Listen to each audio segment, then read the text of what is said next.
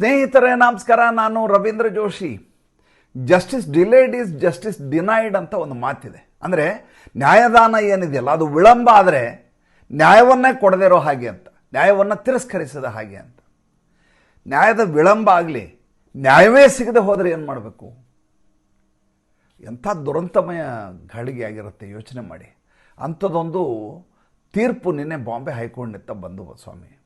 ಬಾಂಬೆ ಹೈಕೋರ್ಟ್ನಲ್ಲಿ ನಿನ್ನೆ ಕೊಟ್ಟಂಥ ತೀರ್ಪು, ಆ ತೀರ್ಪನ್ನು ನೋಡಿದರೆ ಎಂಥವನೂ ಮಮ್ಮಲ ಮರುಗುವಂಥ ತೀರ್ಪದು. ಎಂಥವನಿಗೂ ಹೃದಯ ವಿದ್ರಾವಕವಾದಂಥ ಸನ್ನಿವೇಶ. ನೂರಾರು ಕುಟುಂಬಗಳು, ಸಾವಿರಾರು ಕುಟುಂಬಗಳು ಸಂತ್ರಸ್ತಗೊಂಡಂಥ ಪ್ರಕರಣದ ತೀರ್ಪು ಆ ರೀತಿ ಬಂದುಬಿಟ್ರೆ ಜನ ಇನ್ಯಾರು ನಂಬಬೇಕು ಅನ್ನುವಂಥ ಸ್ಥಿತಿ. ಪ್ರಕರಣ ಏನು ಅಂತ ಮೊದಲು ನಿಮ್ಗೆ ಹೇಳಿಬಿಡ್ತೀನಿ, ಅದಾದ ಮೇಲೆ ತೀರ್ಪು ಏನು ಅಂತ ಮಾತಾಡೋಣ ಅಂತ. ನಿಮಗೆ ಮುಂಬೈ ಹೇಗಿದೆ ಅಂತ ತುಂಬ ಚೆನ್ನಾಗಿ ಗೊತ್ತಿದೆ. ಅತ್ಯಂತ ಜನಸಾಂದ್ರತೆಯ ನಗರ, ಯಾಂತ್ರಿಕವಾದಂಥ ಬದುಕಿನ ಬಹಳಷ್ಟು ಸಮಯ ಲೋಕಲ್ ಟ್ರೈನಲ್ಲೇ ಕಳೆದು ಹೋಗುತ್ತೆ. ಆ ಲೋಕಲ್ ಟ್ರೈನ್ನ ಜನಸಂದಣಿ ಹೇಗಿರುತ್ತೆ ಅಂದರೆ, ನೀವು ಆ ಲೋಕಲ್ ಟ್ರೈನ್ ಒಳಗಡೆ ಹತ್ತಲಿಕ್ಕೆ ಪ್ರಯತ್ನ ಪಡಬೇಕಾಗಿಲ್ಲ. ಟ್ರೈನ್ ಮುಂದ್ಗಡೆ ನಿಂತುಬಿಟ್ರೆ ಜನ ತಳ್ಕೊಂಡೋಗಿ ತಾವೇ ಹತ್ತಿಸ್ತಾರೆ. ಕಾಲಲ್ಲಿ ಚಪ್ಪಲಿಗಳೇ ಇರೋದಿಲ್ಲ, ಜೇಬಲ್ಲಿ ದುಡ್ಡು ಇರೋದಿಲ್ಲ, ಒಬ್ರಿಗೊಬ್ಬರು ತಳ್ತಾರೆ. ಅಂಥ ಜೀವನವನ್ನು ನಾವೆಲ್ಲ ನಿರೀಕ್ಷೆ ಮಾಡಲಿಕ್ಕೆ ಸಾಧ್ಯ ಇಲ್ಲ. ಅಂಥ ಬದುಕಿರುತ್ತೆ. ಅಂಥ ಜನನಿಬಿಡ ಮುಂಬೈನಲ್ಲಿ ಸಂಜೆ 6:24 6:35 ಮಧ್ಯೆ ಜುಲೈ 11, 2006 ಜುಲೈ 11, 2006 ಅಂದರೆ ಬರೋಬ್ಬರಿ ಈಗ 19 ವರ್ಷ ಆಯ್ತು ಸ್ವಾಮಿ. 19 ವರ್ಷ 10 ದಿವಸ. ಅವತ್ತಿನ ದಿವಸ ಸಂಜೆ ಏಕಕಾಲಕ್ಕೆ 7 ಕಡೆ ಮುಂಬೈನಲ್ಲಿ ಬಾಂಬ್ ಬ್ಲಾಸ್ಟ್ ಆಗುತ್ತೆ ಟ್ರೈನಲ್ಲಿ. ಒಂದು ಜಾಗ ಅಲ್ಲ, 2 ಜಾಗ ಅಲ್ಲ. ಚರ್ಚ್ ಗೇಟ್ನಿಂದ ಹೊರಡುವಂಥ ಎಲ್ಲ ಉಪನಗರಗಳ ಟ್ರೈನ್, ಸಬರ್ಬನ್ ಟ್ರೈನ್ಸ್ ಅಂತ, ವೆಸ್ಟರ್ನ್ ರೈಲ್ವೇನ ಎಲ್ಲ ಫಸ್ಟ್ ಕ್ಲಾಸ್ ಕಂಪಾರ್ಟ್ಮೆಂಟ್ಗಳಲ್ಲಿ ಕುಕ್ಕರ್ ಬಾಂಬ್ಗಳನ್ನು ಈ ಉಗ್ರರು ಅಡಗಿಸಿಟ್ಟಿರ್ತಾರೆ. ಏಕಕಾಲಕ್ಕೆ 11 ನಿಮಿಷಗಳ ಅವಧಿ ಒಳಗಡೆ 7 ಕಡೆ ಬಾಂಬ್ ಬ್ಲಾಸ್ಟ್ ಆಗುತ್ತೆ. ಸುಮಾರು 289 ಜನ ಸಾಯ್ತಾರೆ, 800 ಜನ ಗಾಯಗೊಳಗಾಗ್ತಾರೆ. ಯೋಚನೆ ಮಾಡಿ, ಅಂಥ ಹೃದಯ ವಿದ್ರಾವಕವಾದಂಥ ಘಟನೆ. ಒಂದು ಏರಿಯಾ ಅಲ್ಲ, ಮಾಟುಂಗಾ ಟ್ರೈನ್ನಲ್ಲಾಗಿರುತ್ತೆ, ಮಾಹಿಮ್ನಲ್ಲಾಗತ್ತೆ, ಬಾಂಡ್ರಾದಲ್ಲಾಗತ್ತೆ, ಖಾರ್ ರೋಡಲ್ಲಾಗತ್ತೆ, ಜೋಗೇಶ್ವರಿಲಾಗತ್ತೆ, ಭಾಯಂದರ್ನಲ್ಲಾಗತ್ತೆ. ಎಲ್ಲ ಕಡೆ ಏಕಕಾಲಕ್ಕೆ ಟ್ರೈನ್ನಲ್ಲೇ ಆದಂಥ ಬ್ಲಾಸ್ಟ್. ಅಲ್ಲಾಗಿದೆ ಅಂದ ತಕ್ಷಣ ಬಂದು ವಿಷಯ ಈ ಕಡೆ ಬರೋದ್ರೊಳಗೆ ಇಲ್ಲಾಗಿದೆ ಅಂತ, ಇಲ್ಲಾಗಿದೆ, ಇಲ್ಲ ಅಲ್ಲೂ ಆಗಿದೆ ಅಂತ. ಒಂದೇ ಸಮಯದಲ್ಲಿ ಮುಂಬೈನ 7 ಉಪನಗರಗಳಲ್ಲಿ ಬಾಂಬ್ ಬ್ಲಾಸ್ಟ್ ಆಗುತ್ತೆ. ಆಮೇಲೆ ಇದರಲ್ಲಿ 289 ಜನರ ಸಾವಾಗತ್ತೆ, ಸುಮಾರು 800 ಜನ ಗಾಯಗೊಳಗಾಗ್ತಾರೆ. ಸರ್ಕಾರ ಯಾರ್ದು? ಕಾಂಗ್ರೆಸ್ನ ಸರ್ಕಾರ. ವಿಲಾಸರಾವ್ ದೇಶ್ಮುಖ್ ಅನ್ನುವಂಥ ಮುಖ್ಯಮಂತ್ರಿ, NCP national Congress party, nationalist Congress party ಏನು ಶರದ್ ಪವಾರ್ದಿದೆ, ಅದರ ಮೈತ್ರಿ ಸರ್ಕಾರ ಇರ್ತದೆ. RR ಪಾಟೀಲ್ ಎನ್ನುವಂಥ ಉಪಮುಖ್ಯಮಂತ್ರಿ, ಶಿವರಾಜ್ ಪಾಟೀಲ್ ಎನ್ನುವಂಥ ಗೃಹ ಸಚಿವರಿದ್ದಂಥ ಕಾಲ. ಆವಾಗ ಗೃಹ ಸಚಿವರಿದ್ದು ಶಿವರಾಜ್ ಪಾಟೀಲ್ ಅವರು ಇದ್ದ ಮೇಲೆ. ಇಂಥ ಸಂದರ್ಭದಲ್ಲಿ ಆದಂಥ ಒಂದು ಹೃದಯ ವಿದ್ರಾವಕವಾದಂಥ ಸರಣಿ ಬಾಂಬ್ ಸ್ಫೋಟ. ಇದರ ವಿಚಾರಣೆ ನಡೆಯುತ್ತೆ. ಇದನ್ನು ಲಷ್ಕರ್ ಎ ತೊಯ್ಬಾದವರು ನಾವೇ ಮಾಡಿದ್ದು ಅಂತ ಹೇಳ್ತಾರೆ. ಆದಮ್ ಚೀಮಾ ಎನ್ನುವನು ನನ್ನಿಂದಲೇ ಆಗಿದ್ದಿದ್ದು, ನಾನೇ ಈ ರೀತಿ ಬ್ಲಾಸ್ಟಿಗೆ ಪ್ಲ್ಯಾನ್ ಮಾಡಿರುವಂಥ ಹತ್ಯೆ ಅಂತ ಹೇಳ್ತಾನೆ. ಮುಂಬೈ ಕ್ರೈಮ್ ಬ್ರಾಂಚ್ನವರು ಇದರ ಇನ್ವೆಸ್ಟಿಗೇಷನ್ ಶುರು ಮಾಡ್ತಾರೆ. ಸುಮಾರು 12 ಜನ ಆರೋಪಿಗಳನ್ನು ಇದರಲ್ಲಿ ಫಿಟ್ ಮಾಡಲಾಗತ್ತೆ. ಫೈಜಲ್ ಶೇಖ್, ಆಸಿಫ್ ಖಾನ್, ಕಮಲ್ ಅನ್ಸಾರಿ, ಸಿದ್ದಿಕಿ, ನವೀದ್ ಖಾನ್, ಈ ರೀತಿ 12 ಜನರು ಈ ಉಗ್ರ ಕೃತ್ಯವನ್ನು ನಡೆಸಿದಂಥ ಭಯೋತ್ಪಾದಕರು ಅಂತ. ಇವ್ರಿಗೆ 2015ರಲ್ಲಿ 2006ರಲ್ಲಿ ಆಗಿರೋ ಘಟನೆ, 2015ರಲ್ಲಿ ಸೆಷನ್ ಕೋರ್ಟ್ನಲ್ಲಿ ಇವರಿಗೆ ಶಿಕ್ಷೆ ಆಗುತ್ತೆ. 5 ಜನರಿಗೆ ಮರಣದಂಡನೆ, 7 ಜನರಿಗೆ ಜೀವಾವಧಿ ಶಿಕ್ಷೆ. ಮುಂಬೈ ಕ್ರೈಮ್ ಬ್ರಾಂಚಿನವರು ಇದರ ತನಿಖೆಯನ್ನು ನಡೆಸಿರ್ತಾರೆ. ಮುಂದೆ ಅವರು ಅಪೀಲ್ ಹೋಗ್ತಾರೆ ಬಾಂಬೆ ಹೈಕೋರ್ಟ್ಗೆ. ಆ ಬಾಂಬೆ ಹೈಕೋರ್ಟ್ಗೆ ಅಪೀಲ್ ಹೋದ ಸಂದರ್ಭದಲ್ಲಿ ಈಗ ನಿನ್ನೆ 21ನೇ ತಾರೀಕು ಜುಲೈ ಜಡ್ಜ್ಮೆಂಟ್ ಕೊಡ್ತಾರೆ. ಜಡ್ಜ್ ಏನಂತ ಕೊಡ್ತಾರೆ? ಜಸ್ಟಿಸ್ ಅನಿಲ್ ಕೈಲೋರ್ ಮತ್ತು ಶ್ಯಾಮ್ ಚಂದಕ್ ಅಂಥೇಳಿ 2 ಜಡ್ಜ್ಗಳು, ದ್ವಿಸದಸ್ಯ ಪೀಠ ಬಾಂಬೆ ಹೈಕೋರ್ಟ್ನಲ್ಲಿ. ಏನಂತ ಜಡ್ಜ್ಮೆಂಟ್ ಕೊಡ್ತಾರೆ?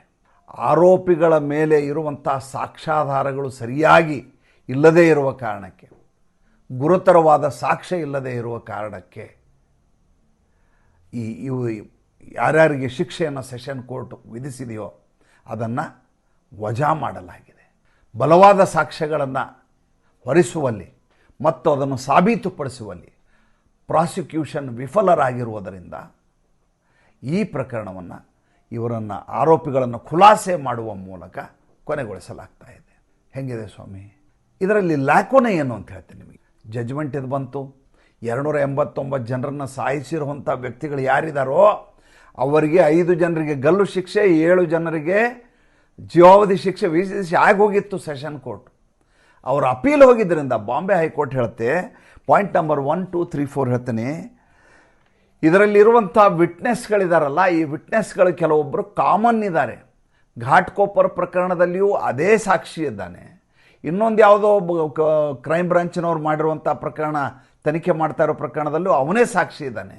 ಎರಡೆರಡು ಪ್ರಕರಣದಲ್ಲಿ ಆತ ಹೇಗೆ ಸಾಕ್ಷಿ ಆಗ್ತಾನೆ ಅಂತ ಮೊದಲೇ ಪ್ರಶ್ನೆ.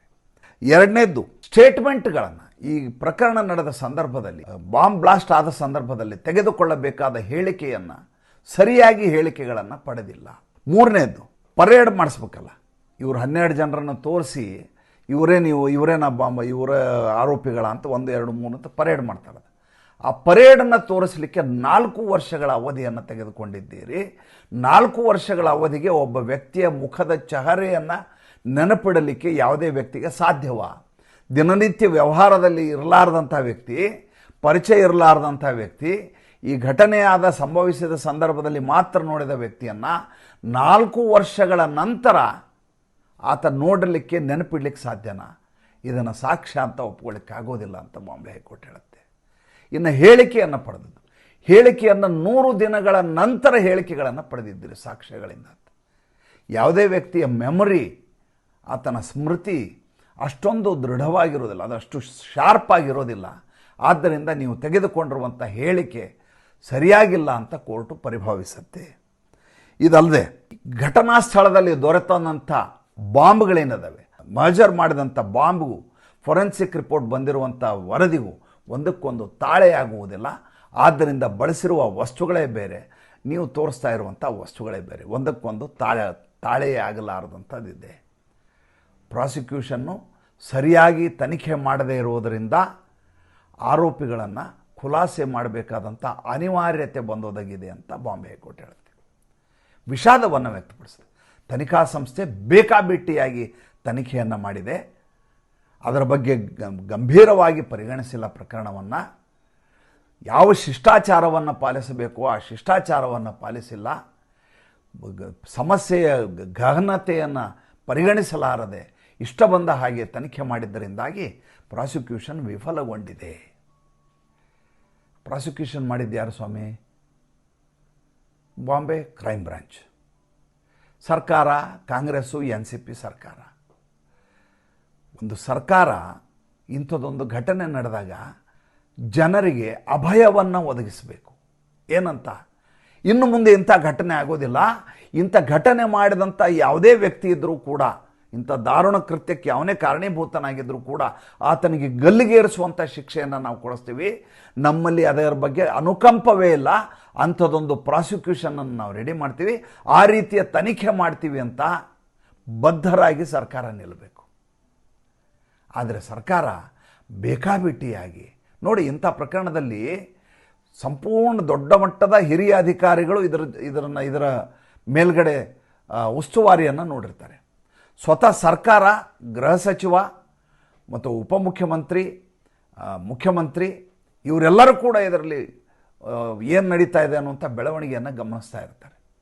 ಇಷ್ಟೆಲ್ಲ ಇದ್ದಾಗಲೂ ಕೂಡ ಒಂದು ಪ್ರಾಸಿಕ್ಯೂಷನ್ ವಿಫಲ ಆಗತ್ತೆ ಅಂತಂದರೆ ಇದರ ಗಾಂಭೀರ್ಯವನ್ನು, ಇದರ ಗಹನತೆಯನ್ನು ಮತ್ತು ಮನುಷ್ಯನ ಬದುಕಿನ ಬಗ್ಗೆ ಅವ್ರಿಗಿರುವಂಥ ಕಳಕಳಿಯ ಬಗ್ಗೆ ನಿರ್ದಯೆಯನ್ನು ಸ್ಪಷ್ಟವಾಗಿ ತೋರಿಸುತ್ತೆ.